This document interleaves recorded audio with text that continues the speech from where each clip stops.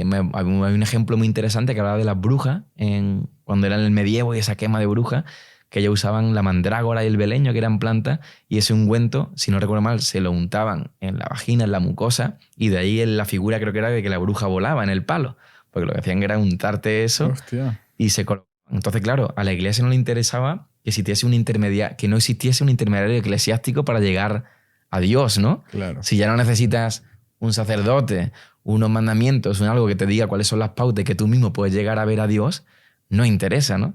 Entonces, te habla de cosas muy interesantes, desde África hasta mayas, hasta ayahuasca, y pasa por diferentes.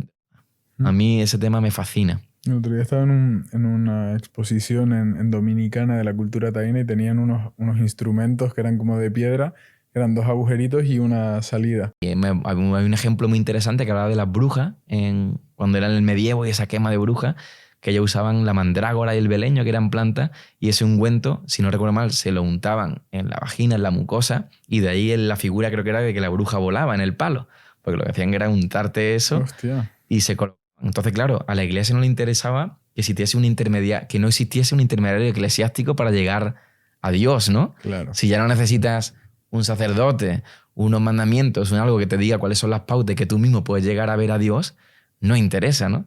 Entonces, te habla de cosas muy interesantes, desde África hasta mayas, hasta ayahuasca, y pasa por diferentes.